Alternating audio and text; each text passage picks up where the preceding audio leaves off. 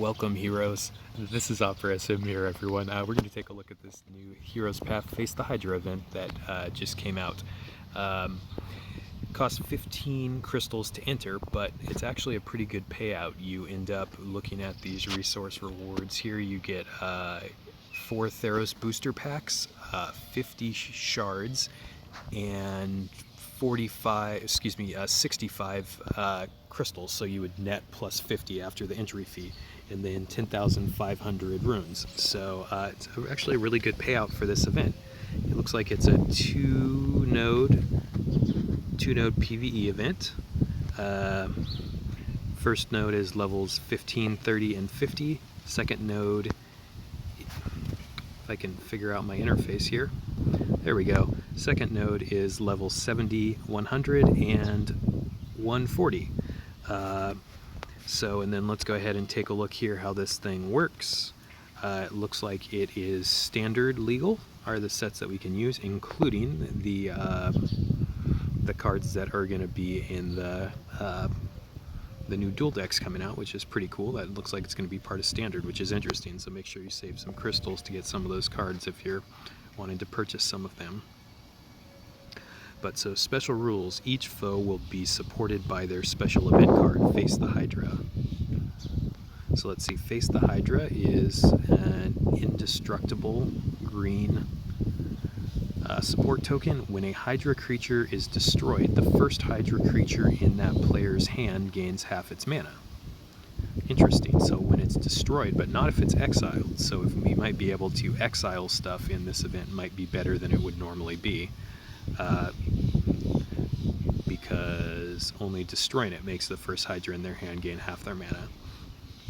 At the end of your turn, if you don't control a Hydra card, lose 10 life. Otherwise, draw a card. Then deal 10 damage to your opponent's Planeswalker. X is the number of Hydra creatures and Hydra reinforcements you control up to 10. Interesting. So if our opponent doesn't have Hydra cards in the battlefield, they lose life. So if we can just keep Hydras off the board, they're going to kill themselves pretty quickly, which is nice.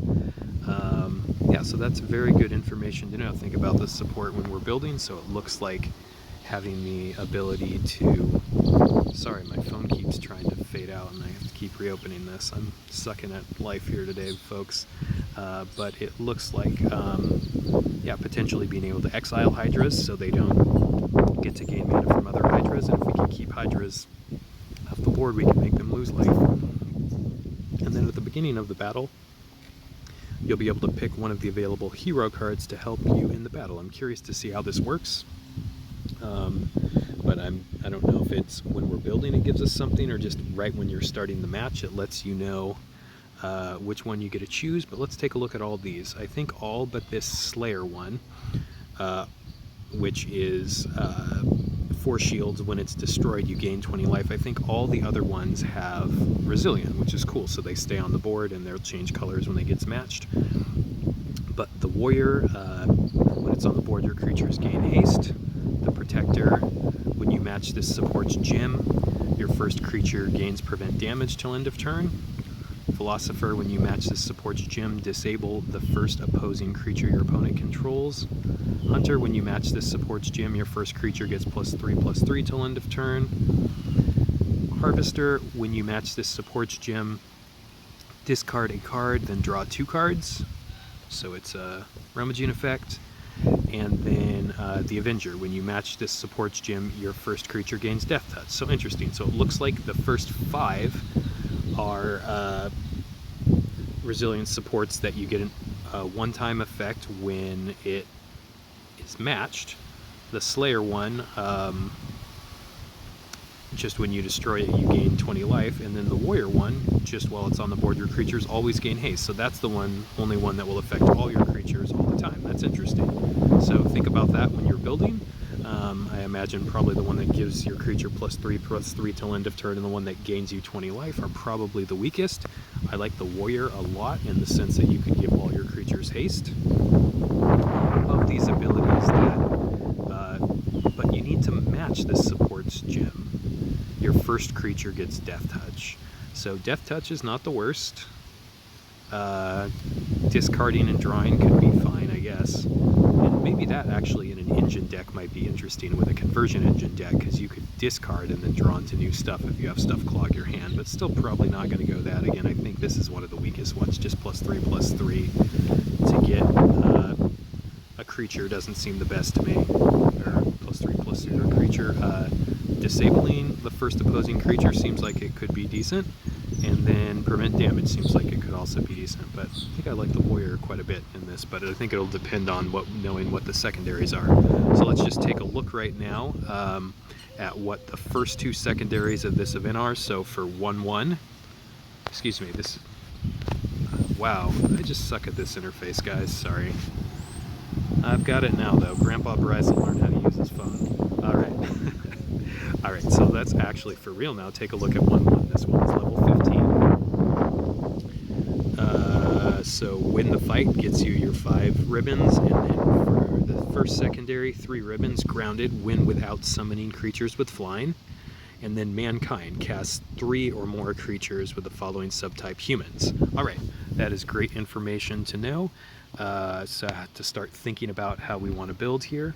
So in 1/1, you need to not cast creatures with flying, or not summon creatures with flying, and then you need to cast 3 or more creatures that are humans. Now let's take a look at 2/1. Hey, look at that, I got there all the way without fouling up the interface. All right, let's see, so this is level 70. So you, for the first secondary, have 20 or more cards in your graveyard during that fight, so maybe some self-mill might be interesting here. And then Striker, deal 25 or more damage during a single fight. For me, almost assuredly, I will be using some sort of 1,000-Year Storm Beacon Bolt deck for this one, just because that can meet these secondaries very easy until I know what this thing is. But I might also, in that deck, try to put in 1 card which lets me steal decks from my opponent's creatures, because then I might be able to fish out the entire contents of their deck. I know some people, if you're trying to mine and figure out a new format, it can be helpful if there are some cards that let you see what's in your opponent's deck. And then we get to have fun being Hydras. We can be both the humans and the Hydras. All right. But yeah, so that's our first look at this event. Again, we're discussing this on our From the Ashes Slack. We have an event channel for this. If you haven't joined, it's pinned it's in general. So yeah, I hope people enjoy this new event. I'm looking forward to hearing people's thoughts and figuring this out with you all as we learn this cool new event this weekend. Take care.